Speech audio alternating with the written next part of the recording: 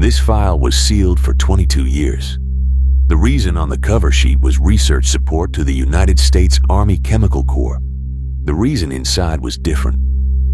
Beginning in 1953, the Central Intelligence Agency entered into a formal joint venture with the Army's Special Operations Division at Fort Detrick, Maryland. The code name was MK Naomi. The program's documented objective in its own paperwork was to develop biological weapons that could disable or kill specific human beings on demand.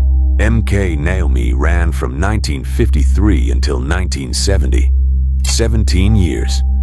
It existed alongside and shared personnel with MK-Ultra, the more famous CIA program of mind control and chemical experimentation. MK-Ultra studied how to control behavior. MK Naomi built the agents that would do the controlling. The program was named according to one declassified account after a Special Operations Division technician's assistant, a woman named Naomi. Like sunshine, like acoustic kitty, like Northwoods. This was the bureaucratic naming convention of the Cold War security state. A program that produced lethal pathogens for assassination was named after someone's secretary. The existence of MK Naomi became public in the summer of 1975 through two parallel investigations: the Church Committee in the Senate, the Rockefeller Commission, appointed by President Ford. Their reports cited specific documents, specific projects, specific victims. Here is what they were building: anthrax, botulinum toxin, tularemia, brucellosis, naturally occurring pathogens weaponized for delivery in covert operations.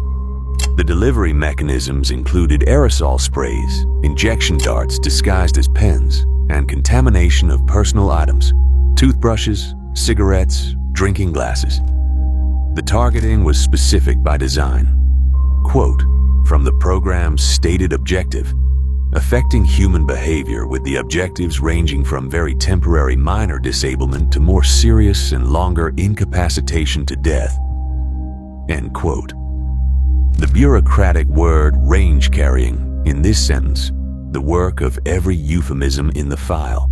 I am going to read directly from the public record. This is what the Church Committee found in 1976 in Volume 1 of its final report. 1. The CIA maintained a stockpile of biological agents at Fort Detrick. By the time the program was officially terminated in 1970, the stockpile included at least 11 different lethal pathogens. Termination, in this case, did not mean destruction. The agents continued to exist. Some were not accounted for in subsequent inventories. 2. The CIA developed a non-discernible microbio-inoculator, a dart small enough to enter the human body without leaving a visible wound or detectable foreign material. The dart could be loaded with shellfish toxin or with the bacterial agent producing a heart attack. The cause of death on autopsy would appear to be natural. 3. The Special Operations Division, Fort Detrick, working with the CIA's Technical Services staff, designed multiple mock assassination scenarios. These were tested operationally. Most of the tests were conducted on monkeys. Some, according to the Church Committee, were conducted on what the report describes as, quote, unwitting human subjects, end quote. 4. One specific sub-program, codenamed M-Delta, addressed the operational use of these materials abroad. The Church Committee identified at least 3 foreign operations in which biological agents were prepared for deployment against named individuals. 2 of those operations were called off. The third involved Patrice Lumumba, the elected Prime Minister of the Democratic Republic of the Congo. The CIA shipped a vial of biological poison to Leopoldville. It is documented. Lumumba was killed before the agent was used.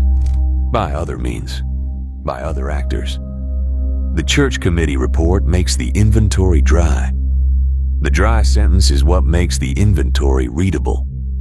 The official explanation is that MK Naomi was a product of its time. a Cold War defensive measure, a stockpile against parity. The committee's own findings account for most of that, most of it. And this is where the document stops making sense. Most of what we know publicly about MK Naomi we owe indirectly to one biochemist. His name was Frank Olson. Olson was an Army biological warfare scientist at Fort Detrick. He was assigned to the Special Operations Division. He worked on weaponized pathogens, including, by his colleagues' later testimony, on the operational delivery systems. He had clearance. He had a wife and 3 children. He had, by every account from the people who knew him, a growing problem with what he was doing for a living. On the 19th of November, 1953, Olson attended a small CIA work retreat at a cabin in Deep Creek Lake, Maryland. During that retreat, his drink was secretly dosed with LSD. The dosing was part of an M-Culture experiment to test the drug's effect on operational personnel. He was not informed. None of the 8 men dosed were informed. In the days that followed, Olson became severely distressed. He spoke to colleagues about resigning. He spoke to his wife about quitting the program entirely. The CIA arranged for him to see a doctor in New York City, Dr. Harold Abramson, an allergist who happened to be a CIA consultant on LSD. On the night of the 28th of November, 1953, 9 days after the dosing, Frank Olson went through a closed 13th floor window of the Hotel Statler in New York City. He fell to his death. The official cause of death was suicide while of unsound mind. That account stood for 22 years. In 1975, when the church committee surfaced the LSD dosing, the Olson family received a personal apology from President Gerald Ford and from CIA Director William Colby. A settlement of $750,000 was agreed. In 1994, at the family's request, Frank Olson's body was exhumed. The forensic pathologist was Dr. James Starrs of George Washington University. The exhumation revealed cranial injuries, specifically a hematoma on the left side of the head, indicating a blow to the skull sustained before the fall. Dr. Starrs concluded that the forensic evidence, quote, was rankly and starkly suggestive of homicide, end quote. The Olson case has not been formally reopened by the federal government. It remains in the Department of Justice's classification, a closed case. Read the timeline carefully. 1953, MK Naomi begins. That same year, Frank Olson is dosed with LSD. 9 days later, he is dead.